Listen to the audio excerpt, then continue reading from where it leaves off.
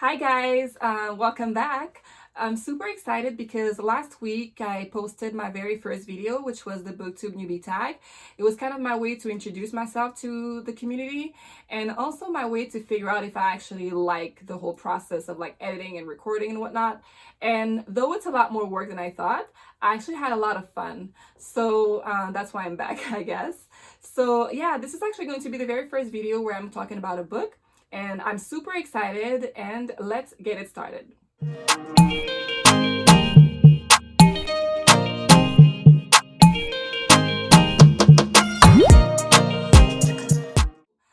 The book that I talk a lot with my hands, eh? The book that I'm going to be talking about today is called Homegoing, written by the very, very talented Miss Yaa Gyasi. I have it right there. I love the cover. Like, yellow is my favorite color. So if you're an author and somehow you're watching my video right now for whatever reason, put some yellow on your cover and there's a good chance that I'm going to buy it, by the way. So yeah, Homegoing actually came out 4 years ago and it was a pretty big hit. Should I say hit? Because I feel when I say hit, I feel like it refers to like music, you know, like number one hit song. So I don't know if we say hit when we talk about books, but it was a huge success. And critics loved it. She won a bunch of awards. She did pretty well. And it's actually her very first book, and she's only like 31 or 32 right now, which means that she must have been like the author. I'm saying right. So the author must have been like in her mid or early 20s when she wrote that, which is even more impressive given the nature of the book and all the wisdom that she finds throughout that book. Back to the book, Homegoing. So what is Homegoing about? So if I could tell you what the book is about in like one sentence, Homegoing is the story of two half-sisters and their descendants for 8 generations.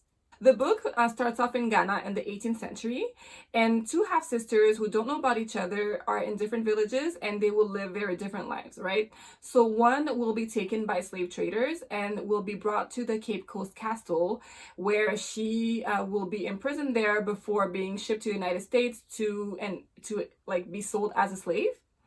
So it's her story, and then the stories of her descendants for 8 generations. And then you have her half-sister who was in a different village, living her life, and she is taken to marry an Englishman. So she will leave her village and then go with him at that same castle, the Cape Coast Castle, and she will live a much more comfortable life, as comfortable as it could be for you at like with 14, 15, you know, marrying a man that you don't know, you never met the guy, you barely speak the same language. So it's not a peaches and rainbow kind of life, but it's definitely much better, I suppose, than being sold into slavery. Yeah, it's also her story, and then the story, and then we follow 8 generations of her descendants. That's pretty much what the book is about.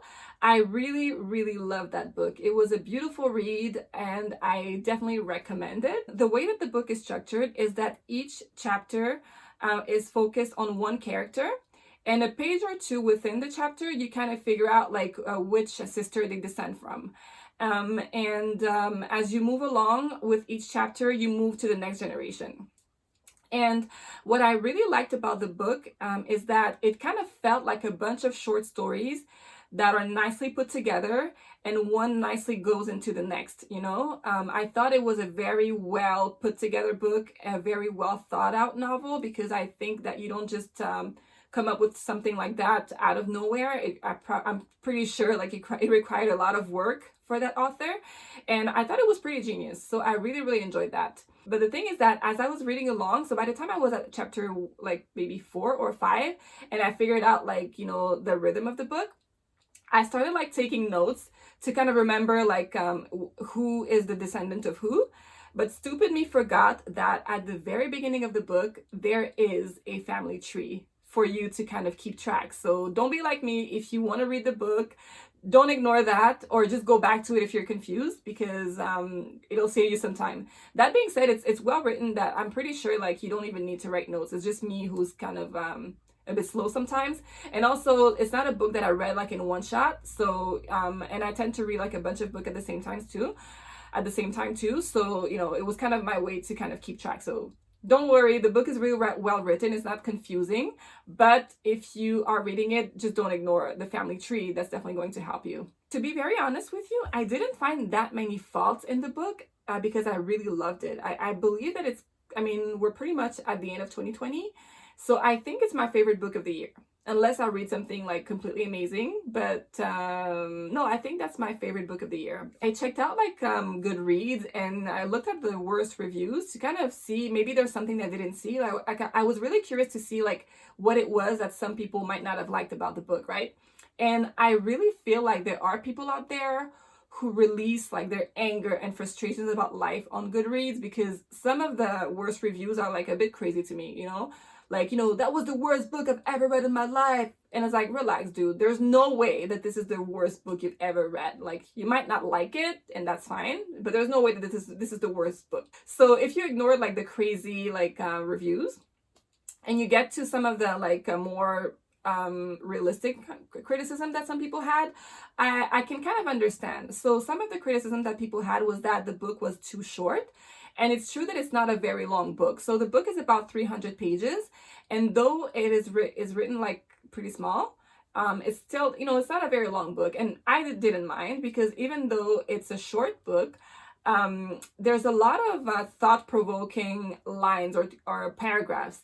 So much that a lot of times I had to like close the book and be like, you know, like this to try to like process like what I was reading. So it's not a book that you read in one sitting, or at least I wouldn't advise anybody to read it in one sitting.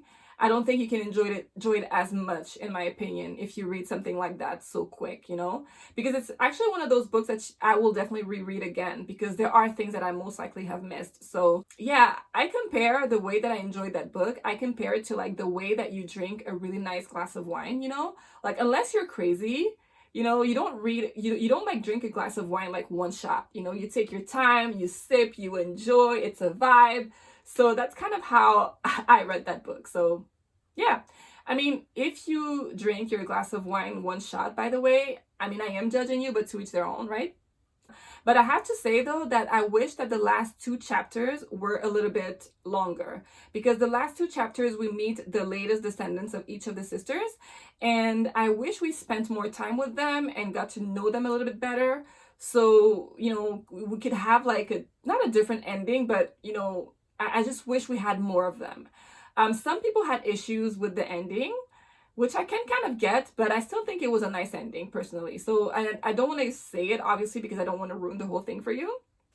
So yeah, the last two chapters, I kind of wish that they were a little bit longer. But as far as, that's pretty much all the bad things I had to say about the book, if any, because it is a really, really good book. I feel like I said that like 3 times already, but I mean it. It's a really nice book. So throughout the book, there are a lot of themes and issues that are explored, and so many of them that if I were to tell you about every single one of them, not only I would tell you the entire story, but then I would also be sitting there for hours, and I don't want that. You know, obviously, as you can imagine, slavery and colonization are two, two things that we see throughout the entire book. But you also see the consequences that they have on people at the individual level, which I thought was really, really interesting, because when we speak about these things, and pretty much when we talk about like anything that was very atrocious that has happened throughout history, we tend to look at it from like, oh, it happened years ago and it happened to these people, but then like we kind of keep like a distance from it, you know? But reading that book, you kind of see that like in your face like that, and it gives a human experience to those things that we tend to not want to talk about, you know what I mean? And it kind of shows you that, you know, the ghost of like slavery and colonization is still very much present, you know, and it flows through generations in subtle ways, especially like today, because obviously we're not slaved and we're not colonized, but some of the again, there are aspects of who we are and how we act and the things that we say, and that are rooted in that still to this day, you know? So the book talks about generational pain and trauma. So people who have experienced those really bad things in history, in that book, for instance, they have children and they raise their kids the best way that they can, but that pain is kind of passed on, and it continues on until you kind of realize that this has been going on for generations on end, if that makes any sense. And I feel like this is something that we can all kind of think about, because, you know, if you look at your family, there are things that you have inherited that are both positive and negative, right? So it could be something nice, as in, like, you know, in your family, like, you know, every woman is super independent, or every woman is, you know, has a certain talent or certain skill. Those are like the positive things that can be passed on. But I also think that sometimes there are often negative things that can be passed on too, like, you know, fear, or perhaps being quick to anger, or, you know, it could be pretty much anything. But I do feel like everyone should take a moment to really reflect on their upbringing and their parents' upbringing, and have conversations, because those conversations can be very healing for both the parents and the child, and hopefully it leads people to do better later on. So anyways, those are just like my personal opinions. But the idea of generational pain is something that is explored throughout the novel in a really nice way, and it can spark some really interesting and nice conversations. And speaking of that, also the idea of like forgiveness as well. I love that forgiveness, you see it in the novel, but it's not presented to you in the very like Hollywood kumbaya type of way, because especially when you watch like movies about like racism, you will often have the narrative where there is that one, you know, black people are going through hell, and then there's that one, you know, white person who's like super nice, and then like racism is solved. And it would be cool if the world worked that way, but it really doesn't, and it's a little bit more complex than that. And you don't just forget the past just like that, and you don't just forgive just like that. And I like that you know, forgiveness in the book was not really centered around like, you know, let's hold hands, everyone together, but more, you know, there's that one character who's experienced something pretty bad, and you know, you see the process for the person to reach the point of forgiveness, and it's not all nice, and it's not all peaches and rainbows. So there's also the criticism of how, you know, some of the missionaries, the way that they were talking about faith and Christianity, about how like they would talk about forgiveness, because, you know, in the Bible forgiveness is mentioned, but they would talk about forgiveness as they continue to cause pain, you know what I mean? And I thought that it was also interesting, because to this day you kind of see that a lot. Like, you will have like governments who will, you know, let's say apologize to like groups of people in society, like in Canada, for example. Like, I can think of like the natives. The government would be like, yes, we acknowledge that, you know, we have caused pain. But then at the end of the day, if you look at the way that some people live in some of those reservations, it's like, yo, how sorry are you if some people cannot even get like water, you know what I mean, in Canada? So it kind of makes you think of that as well, about how sometimes forgiveness can be pushed on people who were oppressed by the oppressor, but it's very phony, and it's not sincere, and it's not backed with like actions that match that. Another thing that kind of made me sad is how, like, as time goes on and things change, there's a lot of things that still feel like they remain the same. I was thinking about one of the characters who, after slavery, technically the slaves were freed, but the system was still a system that kept Black people at the very bottom of society. So, you know, how free were they really, right? So that one character, you know, he was arrested for something like really stupid, and then he ended up spending years in jail doing like physical labor, and he was beaten, and, you know, all that horrible stuff.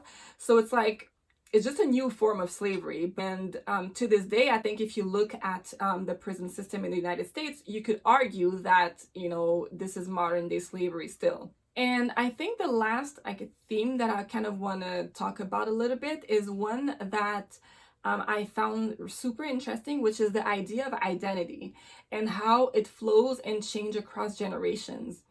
And it takes another form as well, you know? Because if you look at the two first characters that we meet, they are in Ghana. So they are very much in their culture. They only speak their respective languages and whatnot. And then one will she will be shipped to the United States, and you know, she'll have a kid, and then that kid will have a bit of an idea of Ghana, because, you know, she, you know, still is kind of close to her culture.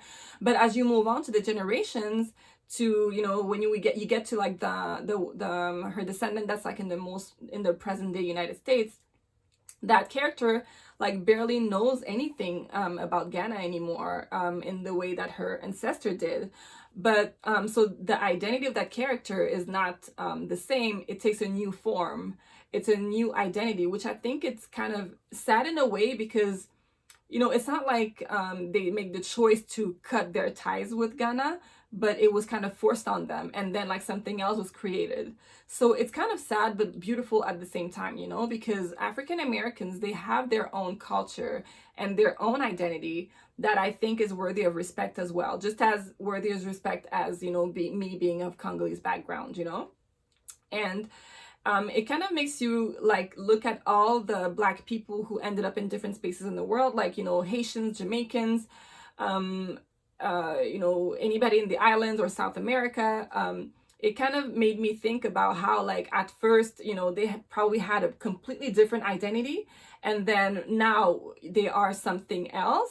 And it's also interesting to see some of the things that have persisted, because if you are Black and watching this, I'm sure that you probably have met, you know, Black people of different backgrounds, like either, you know, Caribbean or African or South American, and whatever it is, it's always interesting to see that there are a few things that we have in common, like the things that our moms say, or like some of the things that we would never dare to say to our parents. It's kind of interesting to see how there are a few things that have persisted, even though we have been like separated over history, you know?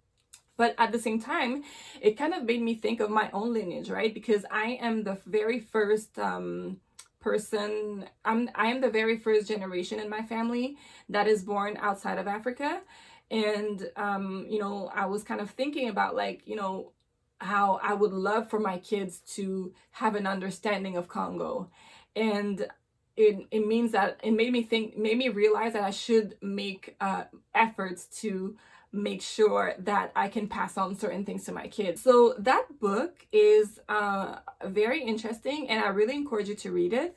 And even more so if you have like a book club or something, because every chapter has like so many things that you can talk about, like from, you know, mother-child relationship to like sexual orientation to identity, like I said, to what I don't know, there's just like so much to talk about in every single chapter that I feel like it's a perfect book for a book club. So I really encourage you to read it. And if you have read it and you have something else to say, let me know. I would love to discuss that with you.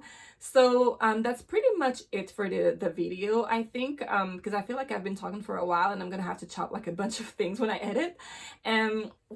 So yeah, I really hope that you enjoyed the video. So if you did, please like and subscribe, and I will see you for the next video.